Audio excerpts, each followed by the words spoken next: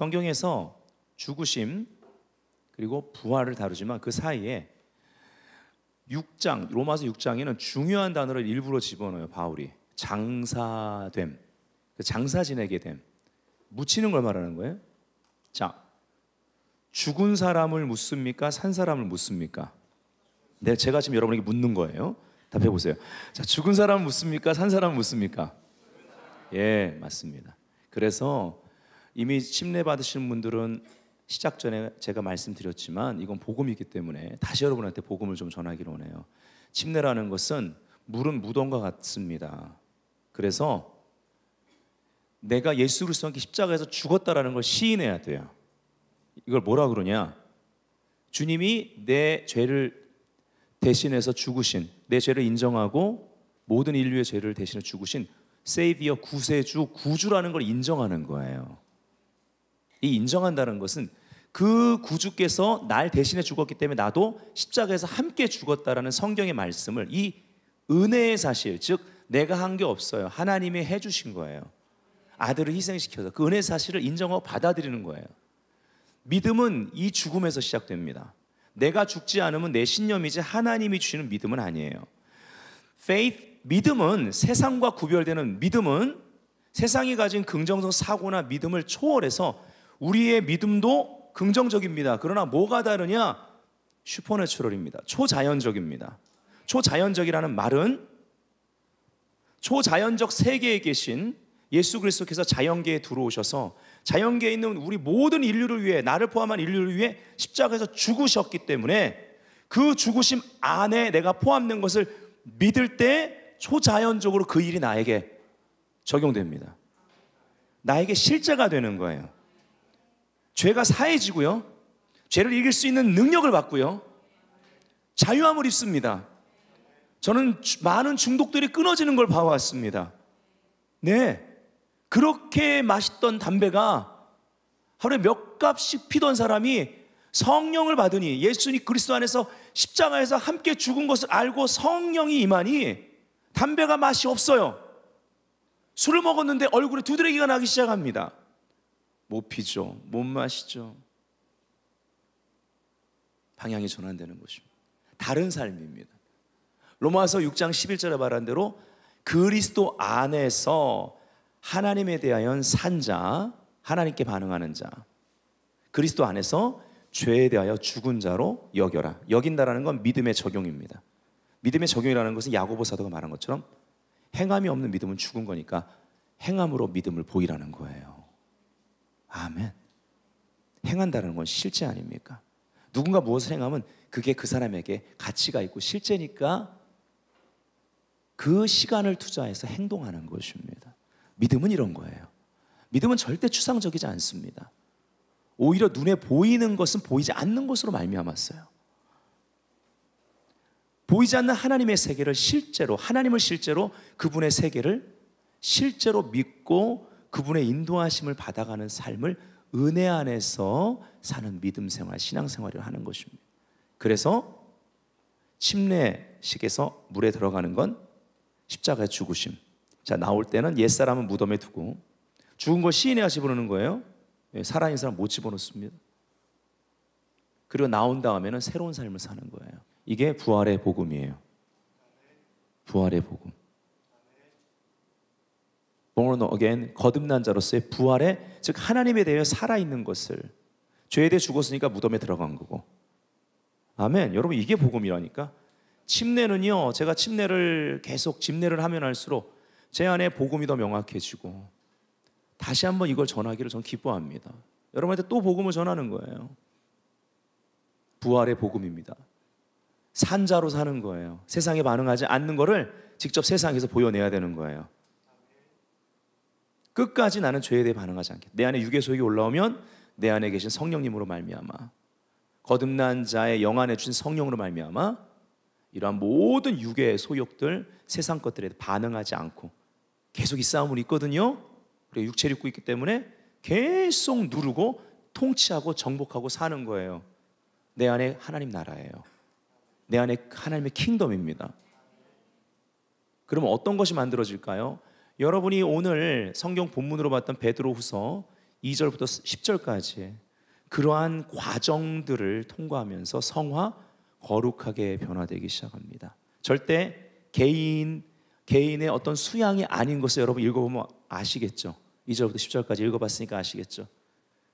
결국 거기에 특별히 형제 우애라는 부분이 나오는데, 그 모든 과정, 우리가 지식을 가진 것 이상의 계속 인내 시간을 통과하면서 신의 성품, 하나님의 성품에 참여하는 자가 되는 거예요. 우리는 이것을 예수님을 닮는 거라고 합니다. 우리가 예수님을 닮지 않으면 예수님 사랑하는 거 아닙니다. 한꺼번에 닮을 수는 없어요. 과정이라고 말씀드렸잖아요.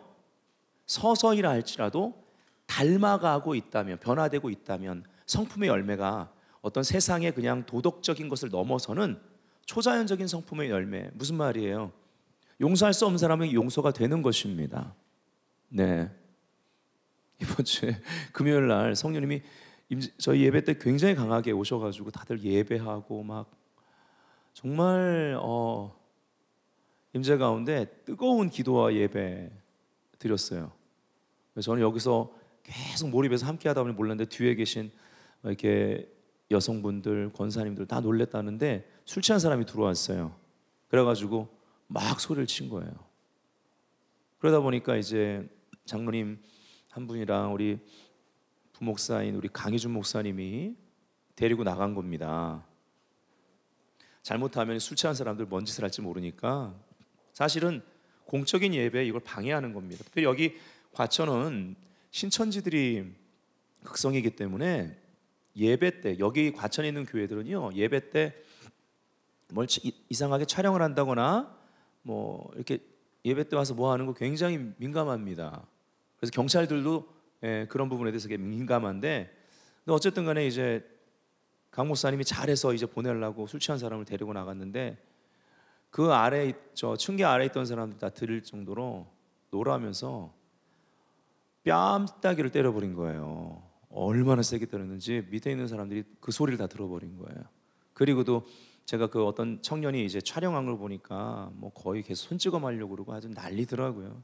예. 근데 옆에 계신 분들이 끝까지 뺨을 맞았어도 왜 참을까요? 뭐 목사는 힘이 없나? 거기 남자 셋이나 있었는데 그냥 확 뭐 내가 맞짱 떠도 이길 것 같은데 뭘 힘이 없어서 그런가요? 아니죠. 우리가 변화되는 과정에 있기 때문에 그 과정에, 변화되는 과정에 우리가 아직 온전히 변화된 것이 아니기 때문에 그 과정 가운데 더 주님을 닮아가는 그 성품에 참여하기를 원해서, 그 초자연적인 성품에 참여하기 원해서 날 대신, 아니 모든 인류를 위해서 대신 죽으시고 그 모든 가해를 다 감당하신 예수 그리스도의 이름 때문에, 그분의 명예 때문에 참는 거예요. 그분이 멀리 계신 것도 아니고 우리 안에 있으니까 참는 거라고. 제가 강 목사한테 그랬어요. 많이 아팠지? 아유 괜찮습니다. 소리가 엄청 컸다던데. 아유 괜찮아요 목사님. 나도 옛날에 맞은 적 있어. 어쨌든 시편 34편은 아비멜렉 왕 앞에서 골리앗을 쓰러뜨린 그런 용사라고 알아보고 나서 이제 죽이려고 하는 그런 시간에 다윗을 미친 채 하면서, 얼마나 미친 채 그 연기를 잘했으면 더럽다, 추하다 그러고 에이 밖에 던져버려라 그랬던 거잖아요. 그러니까 이게 의심해 볼 만하잖아요. 그렇죠? 적국이니까.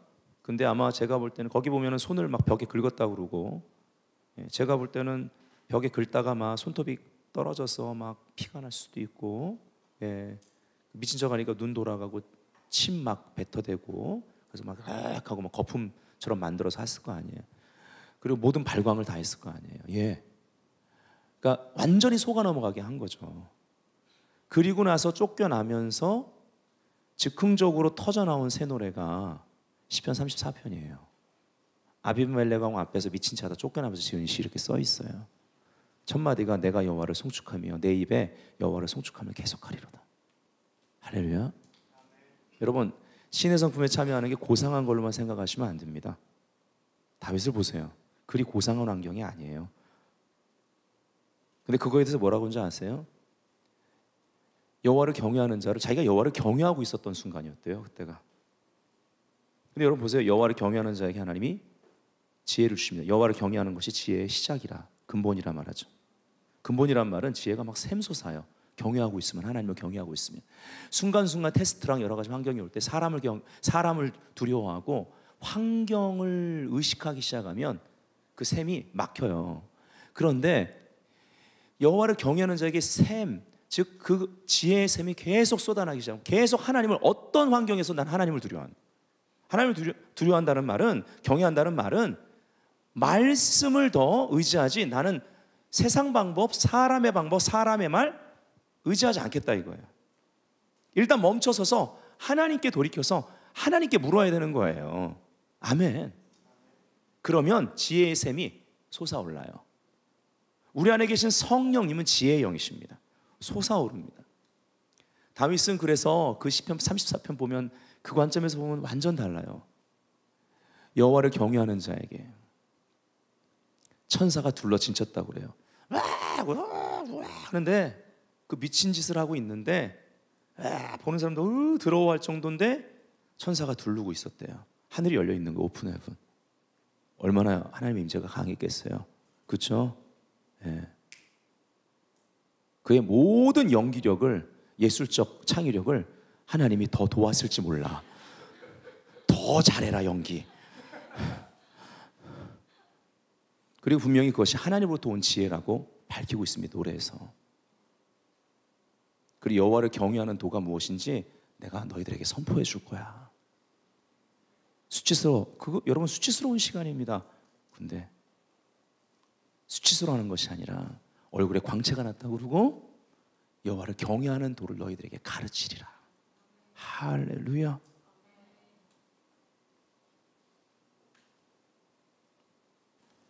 사도행전 1장 4절. 오늘 부흥과 기대의 법칙입니다. 기대하게 되면 우리는 기다리죠. 그래서 기다림과 기대는 함께 갑니다. 기대하지 않으면 기다릴 수가 없습니다. 그렇죠? 누군가의 강요에 의해서 기대가 없이 기다리는 것은, 그거는 정말 곤욕스러운 일입니다. 예. 자, 그러나 여기 1장 4절에 보니까 다 같이 한번 읽어볼게요. 시작. 사도와 함께 모이사 그들에게 분부하여 이르시되 예루살렘을 떠나지 말고 내게서 들은 바 아버지께서 약속하신 것을 기다리라. 아멘. 따라합시다. 기다리라. 예. 결론적으로 예수께서 부활하신 것을 500여 형제가 봤습니다. 죽기만 하신 것이 아니라 부활하신 것, 이것의 증인이다라는 것이죠. 우리는 그 증인이 되어야 합니다. 그럼 어떻게 증인이 되느냐? 아까 말씀드렸죠. 예수 그리스도와 함께 십자가에 죽은 것이 내 삶 가운데 모든 선택에, 모든 방향을 설정하는 것에, 삶의 기준에 있어 실제가 돼서 죄에 대하여, 세상에 대하여 죽은 자로 반응하지 않고 하나님에 대하여 반응하는 자로서 계속 하나님의 인도하심을 받는 거죠. 예. 그래서 우리가 사는 삶이 우리 안에 계신 예수 그리스도의 성품, 그분의 지혜, 그분의 능력이 나타나는 삶을 사는 것입니다. 아멘. 이게 증인입니다. 부활의 증인. 그리고 남들이 소망할 수 없을 때 소망하는 거예요. 남들이 용서하지 않는 일을 용서하는 것입니다. 그때 그 이유를 물었을 때 늘 준비하고 있으라고 성경은 얘기합니다. 복음을 전할 준비를 하라. 삶으로 전하는 것입니다. 복음은. 근데 여기 기다리라 했어요. 그래서 500명이 부활의 증인이었지만 모인 사람은 120명입니다. 120명. 다가 아니었어요. 여기서 주는 교훈도 큽니다. 120명이 머물러서 기다렸습니다. 무엇을 기다리냐? 약속하신 것, 성령이 임하시는 것을 기다렸습니다. 근데 성령이 임하자 머물러 기다리던 그들이 거침없이 복음을 전하면서 전진해 갑니다. 그때 그들이 가는 곳마다 성령이 임합니다. 제가 자주 말씀드리지만 그래서 사도행전 제일 마지막 장 마지막 절은 마지막 문장의 마지막 단어는 헬라어 어순으로 볼 땐 거침없이라는 단어라고 말씀드렸죠. 그래서 거침없이 여기까지 왔습니다. 저와 여러분에게까지, 한국의 복음이 상륙했고 저와 여러분에게까지 왔어요. 이제 미전도 종족이 얼마 남지 않은 가운데 복음은 서진하고 있습니다. 이제 마지막 때의 징조인 온 이스라엘이 구원을 받는 모습, 이것이 마지막 때 주님 오실 날이 얼마 멀지 않았다는 얘기거든요. 근데 지금 이스라엘에 굉장히 많은 사람들이 회심하고 있다는 걸 아셔야 됩니다. 예, 지금 마지막 때는 마지막 때예요. 근데 우리는 여전히 주님의 다시 오심, 재림을 기다리는 자입니다. 그래서 오늘 우리가 좀 봐야 될 것은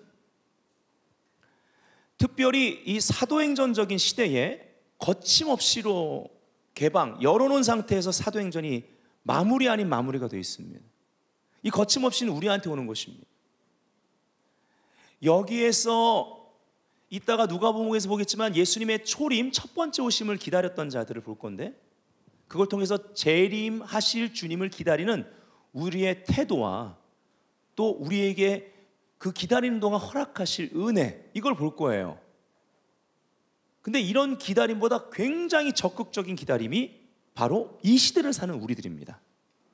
우리는 이미 그 완성된 십자가에서 완성된 복음을, 그 완성된 복음을 거침없이 전하면서 재림을 기다리는 자들로 부름받고 있습니다. 아멘.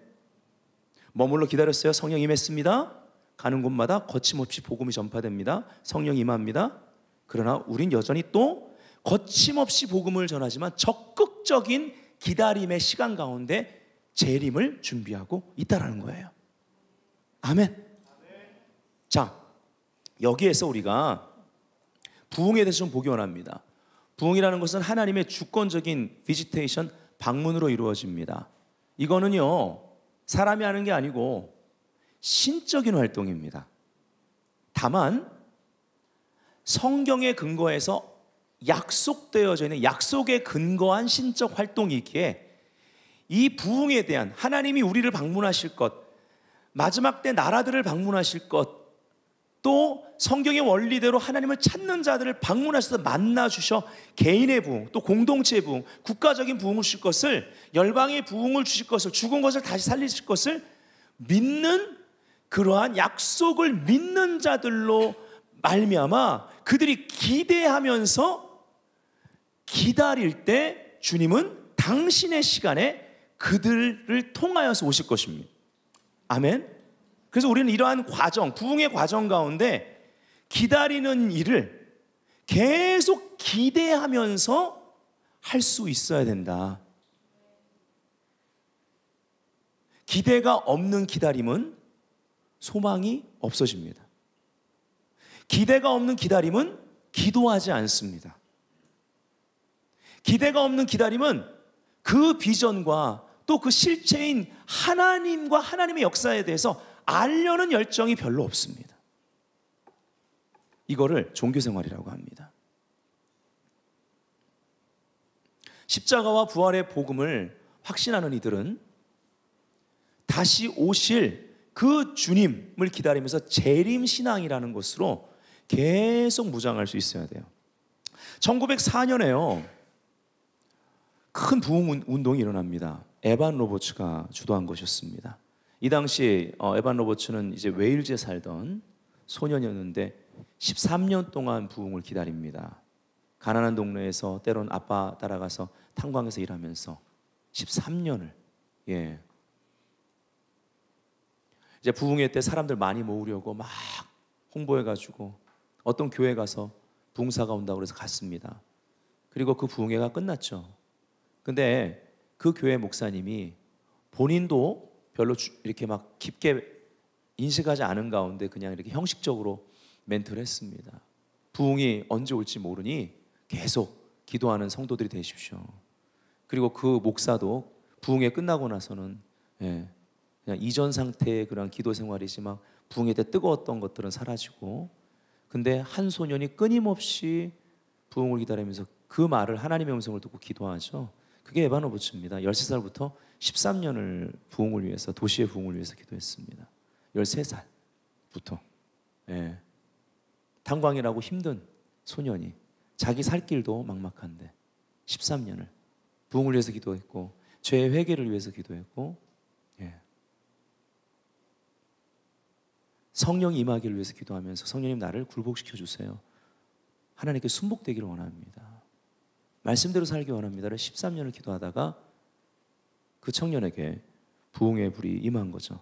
그 당시 영국 기독교는요, 자유주의 신학이 만연했습니다.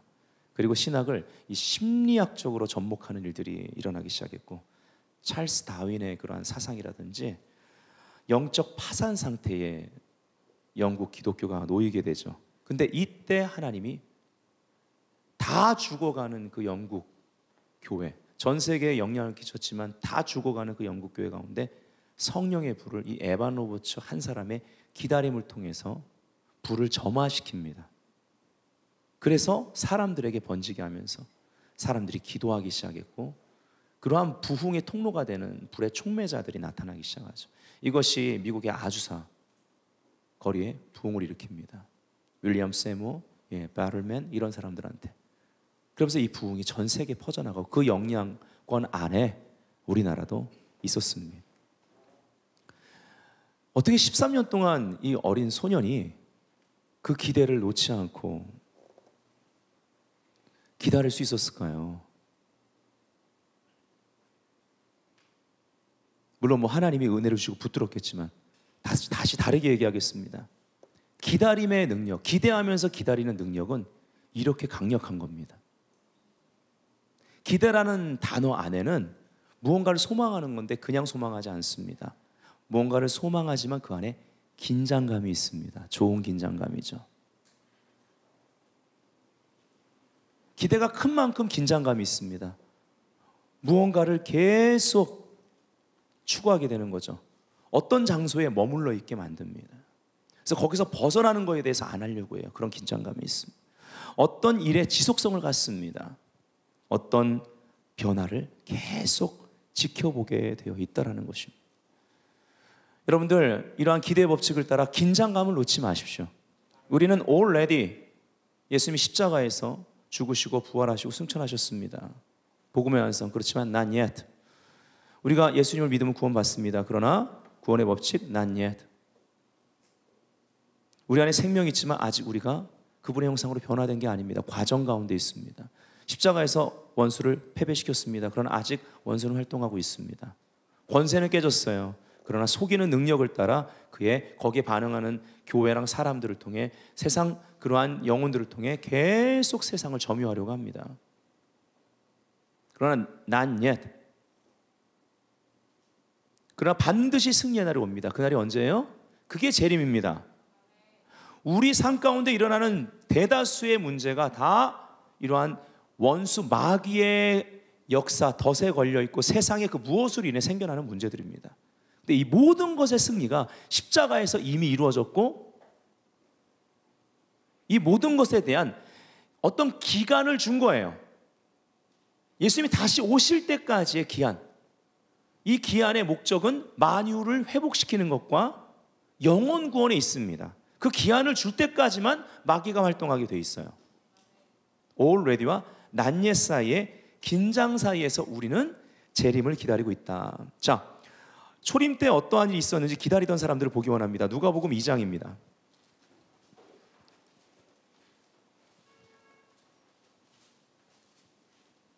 누가복음 2장에 메시아를 기다렸던 특별히 두 사람을 우리가 보기 원해요. 시므온과 안나 스토리입니다.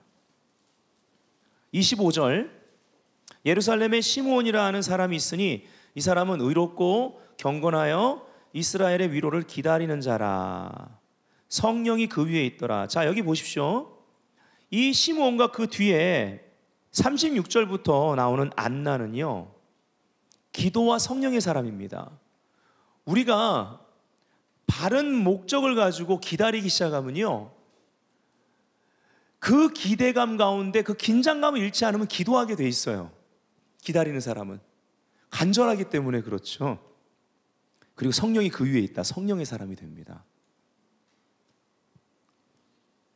성령이 그 위에 있었고요. 26절, 그가 주의 그리스도 메시아를 보기 전엔 죽지 아니하리라는 성령의 지시를 받았습니다.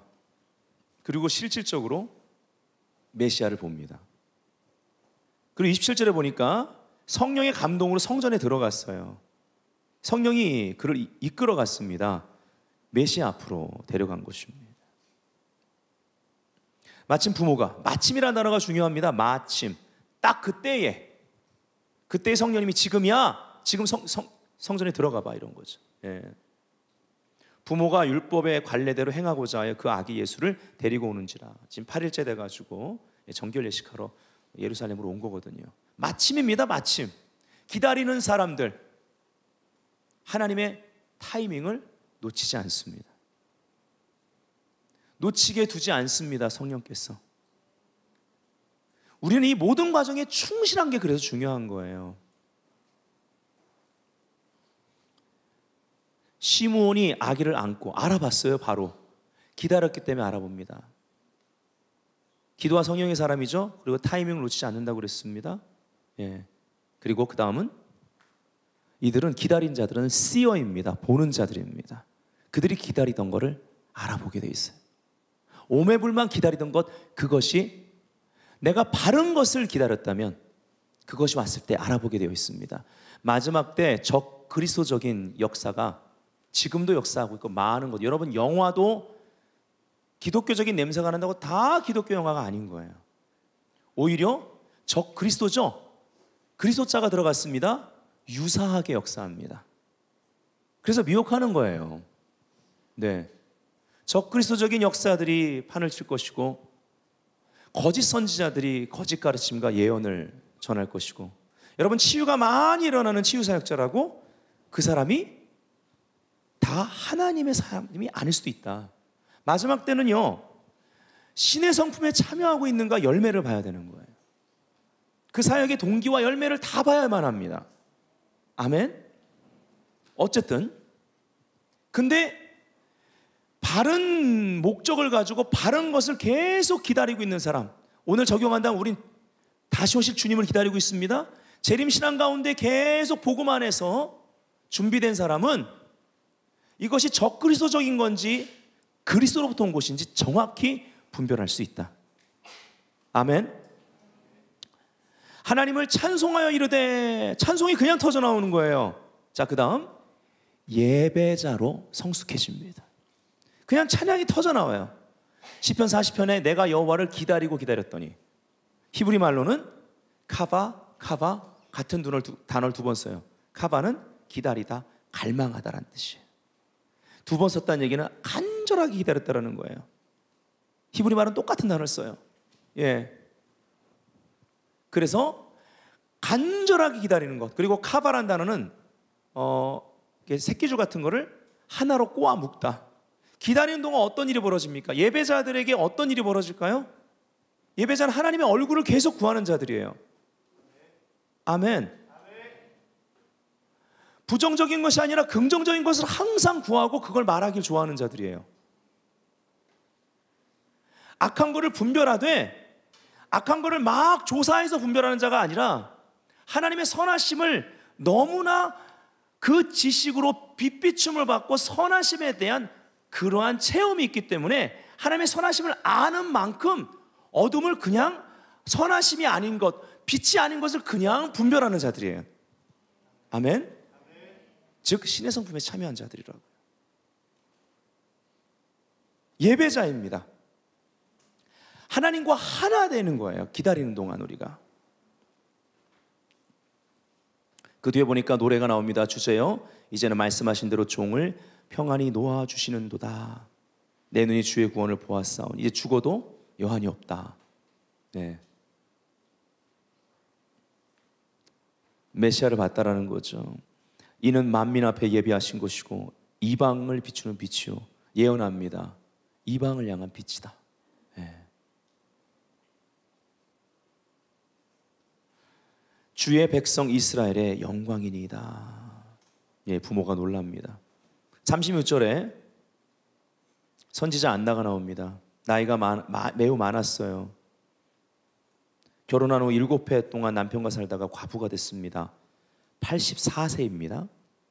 이 사람이 성전을 떠나지 아니하고 머무르는 것, 성전을 중심으로 주야로 금식하며 기도함으로 섬겼더니, 기도의 사람입니다. 자, 여기도 마침, 38절에 마침, 참 중요한 말이에요.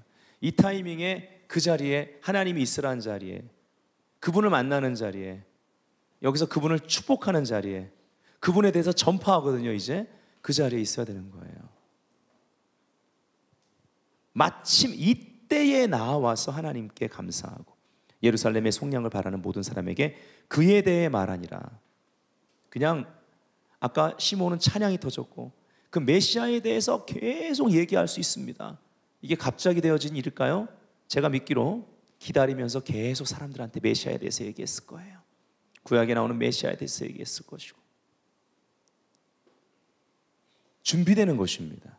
우린 준비되어 있어야 합니다. 기다림의 시간이 우리에게 축복인 것은 우리를 준비시켜주고 성령이 우리 위에 머물고 마침의 시간에, 그때에 우리를 견인해가고 우린 그것을 들을 수 있도록 준비가 된다는 것입니다. 아멘.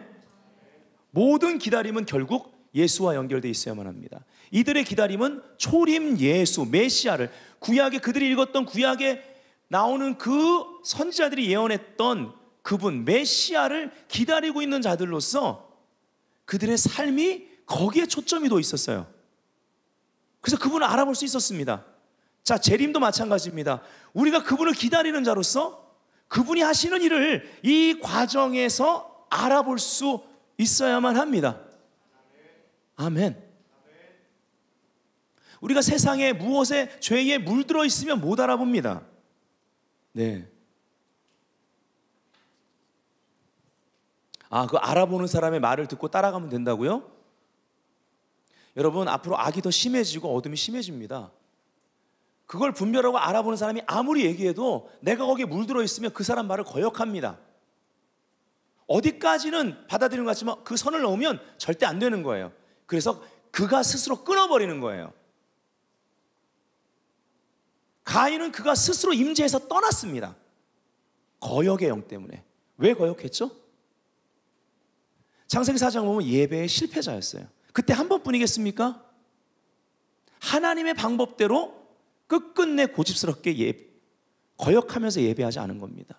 하나님 방법대로 예배한 아벨을 그래서 쳐 죽입니다. 임재 밖으로 나가버립니다. 예배에 실패하면 거역의 영이 들어옵니다. 그럼 임재 밖으로 우린 계속 밀려나게 된다는 것. 임재 밖에 있는데 뭐가 분별돼요? 임재 안에 들어와야 임재 밖에 있는 것들이 분별되기 시작합니다. 그분의 임재가 왔을 때 그분의 임재인지 아닌지를 아는 것입니다. 요한복음 5장에 가면 1절부터 베데스다, 양문곁 베데스다, 히브리 말입니다. 자비의 집이란 뜻이고 분출의 장소란 뜻이에요. 거기에 천사들이 가끔 못에 내려오면 물이 막 동합니다. 움직이는데 그때 먼저 들어간 병자가 어떤 병에 걸렸든지 낫게 되는 전설이 있습니다. 근데 거기 38년 된 병자가 있습니다. 아마 이 학자들은 중풍병으로 봅니다. 38년 동안 자리에 앉아서 몸을 못 움직이는 사람. 그러니까 다른 사람 다 들어갈 때 넣어주는 사람이 없어서 슬퍼하고 있는 거예요. 자, 여기서 봐야 될 게 있습니다. 아직은 이 사람의 기대가 예수님과 연결이 안 돼 있습니다. 이 사람이 기대하는 건 치유입니다. 맞습니까? 맞아요? 예, 치유예요. 38년 동안 그게 고침받기 원해서 거기서 기다리는 거예요. 기다림, 기대. 근데 기대가 계속 꺾이네요. 다른 사람들이 다 먼저 들어가요. 근데 누가 오셨어요? 양문곁 베데스다에 어린 양 예수께서 오셨습니다. 제사 때 제물로 드릴 양을 가지고 들어가는 그 문 옆에 있는 못에 하나님의 어린 양이 오셨어요. 아직 그가 기대하는 것은 예수님과 연결되지 않은 상태입니다. 그런데 하나님의 은혜, 이 자비의 집을 상징하는 베데스다에 예수님이 자비로 오셨어요. 그분의 은혜로 오셨다고요. 그래서 이 사람을 연결시킵니다. 네가 정말 낫기 원하느냐? 그의 기대가 예수님의 자비와 은혜로 예수님과 연결되자 그 자리에서 일어납니다. 우리의 기대가 예수님과 연결돼야 돼. 다시 오실 주님과 연결되어 있어야 됩니다. 신랑, 왕, 재판장과 연결되어 있어요. 그 왕과 연결되어 있어야 말씀에 순복하는 것이 쉬워지고 기쁨이 됩니다. 그 신랑을 기다리는 마음이 있어야지 우리가 우리 삶을 성결하게 구별합니다. 그 재판장과 연결되어 있어야지 그분의 백보자 앞에 심판에서 우리가 행한 말과 행동과 모든 것들이 다 심판을 받을 것 알기 때문에 우리의 삶을 경건하게 하나님을 경외함으로 살게 되는 것입니다. 이게 기다리는 모습입니다. 예수님과 연결되어야만 합니다. 그 연결됨 안에 치유가 있고 회복이 있어요. 38년 동안 해결되지 않던 문제가 해결됩니다. 예수님께 연결돼야 돼. 우리의 중보적 소명은 예수님께 연결시키는 겁니다. 사람들을. 하나 더 보죠. 사도행전은 다시 갑니다. 3장입니다. 제9시 기도 시간입니다. 베드로와 요한이 성전에 올라가죠. 여러분 잘 아는 대로 날 때부터 안진뱅이가 성전 미문에서 구걸하고 있습니다. 날마다잖아요. 구걸하다 기대하는 겁니다. 돈 달라고 먹고 살아야 되니까요. 날 때부터 안진뱅이거든요.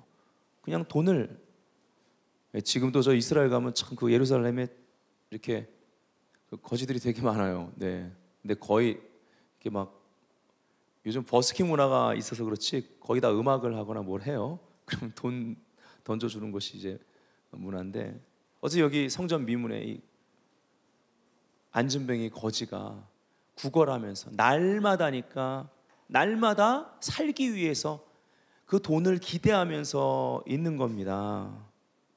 그때 베드로 요한이 들어갑니다. 9시가 돼서 기도 시간에 들어가요. 이들은 전에 이 사람 안 봤겠어요? 여러분 잘 생각해 보세요. 이 사람이 날 때부터니까 예수님도 여기 지나가면서 한두 번 본 게 아니에요, 이 사람.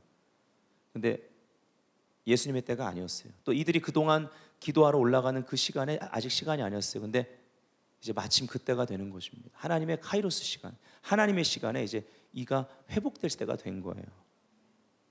여러분 잘 아시는 대로 베드로 요한한테도 돈 달라고 합니다. 한 푼 줍시오. 그러자 베드로가 요한과 더불어 주목하여 이르되 우리를 보라. 그가 그들에게 무엇을 얻을까 하여 바라보기를. 무엇을 얻을까 하여 기대입니다. 기대. 여기서 예수와 연결시킵니다. 나사렛 예수의 이름으로 이건 예수와 연결시키는 겁니다. 우리가 하는 일이 뭘까요? 우리 안에 예수가 없으면 예수 연결 못 시킵니다. 예수 믿어도 우리 안에 신의 성품에 참여하는 우리 안에서 예수 그리스도의 것이 나타나지 않으면, 은과 금은 내게 없거니와 내게 있는 것으로 너에게 주노니 라는 내게 있는 그 신의 성품에 참여한 그 무엇이, 우리가 과정 가운데 계속 달려가면서 하나님의 은혜로 그분의 신성으로 말미암아 획득되어지는 그 우리 안에 들어온 신의 성품. 혈류병 걸린 여인이 예수님이 옷자락을 잡았을 때 예수님 말하기를 나에게서 능력이 올라갔다 할 때 그 능력이란 단어를 원어를 보면 healing virtue, 치유하는 덕이에요. 그 예수님의 성품은 자비로우셔서 믿음으로 옷자락을 잡은 그 여인에게 12회를 그 하혈하는 병을 앓았던, 저주스럽게 사람들이 여겨 가족에게도 사회적으로 소외받았던 저주받은 여인으로 취급받았던 그 여인을 향한 긍휼이, 그 여인을 하고 대화 소통도 없었는데 그 신적인 자비가 그냥 흘러가 버린 거예요. 힐링 벌추. 우리 안에 은과 금은 내게 없다. 너 지금 돈을 바라지. 그 기대가 있지. 내가 너한테 연결시켜 줄 수 있는 건 좋은 사업가가 아니야. 유명한 재력가가 아니야. 구제할 수 있는 예수 그리스도다. 그분이 내 안에 있어. 은과 금은 없거니와 내게 있는 것으로 너에게 준다. 나사렛 예수의 이름으로 일어나 걸어라. 일어나서 춤추고 뛰고 소리쳤어요. 그 기적으로 인해서 남자만 5,000명이 제자가 돼요.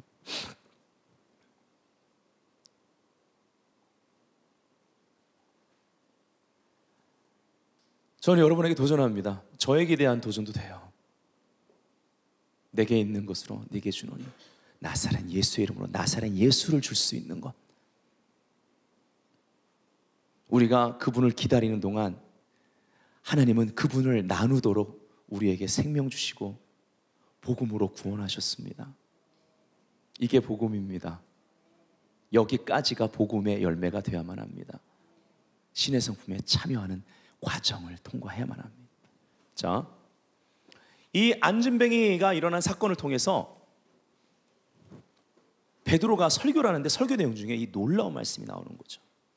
연결해야 되겠습니다.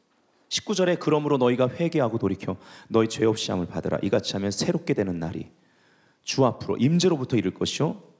잘 보세요. 또 주께서 너희를 위하여 예정하신 그리스도 곧 예수를 보내시리니 하나님이 영원 전부터 거룩한 선지자들의 입을 통하여 말씀하신 바 만물을 회복하실 때까지는 하늘이 마땅히 그를 받아두리라. 아멘. 예수님이 언제 오시는 거예요? 만유 회복의 때가 찼을 때. 만유 회복은 어떻게 일어납니까? 우리 안에 있는 그리스도를 그 앞에서 내게 있는 걸 너에게 줬다 하면서 신의 성품에 참여한 자로서 내 것이 아닌 내게 주신 예수 그리스도를 나눴을 때 그 한 사람, 안진뱅이 날 때부터 안진뱅이 된 그 사람의 삶이 회복됐어요. 이 사건으로 인해서 5,000명 이상의 사람들이 제자가 됩니다. 도시가 흔들립니다. 이것이 개개인들에게 도시마다 일어나 만유가 회복되기를 원하는 거예요. 온 이스라엘이 구원받기를 원하시는 거예요. 미전도 종족까지 이런 회복이 일어나기 원하는 거예요. 그걸 사도행전 마지막에 거침없이입니다. 우리는 신의 성품에 거침없이 참여하는 자. 이 과정에 우리가 읽을 2절부터 10절까지 거침없이 참여할 뿐만 아니라 이 성품을 거침없이 나눠야 되는 거예요. 아멘. 만유 회복의 소명을 우리가 받았다라는 것입니다. 자, 우리 베드로후서 2장, 베드로후서 1장 2절부터 10절까지 다 같이 크게 읽고 마치기 원합니다. 시작. 하나님과 우리 주 예수를 알므로 은혜와 평강이 너희에게 더욱 많을지어다. 그의 신기한 능력으로 생명과 경건에 속한 모든 것을 우리에게 주셨으니 이는 자기의 영광과 덕으로서 우리를 부르신 이를 알므로 말미암음이라. 이로써 그 보배롭고 지극히 큰 약속을 우리에게 주사 이 약속으로 말미암아 너희가 정욕 때문에 세상에서 썩어질 것을 피하여 신성한 성품에 참여하는 자가 되게 하려 하셨느니라.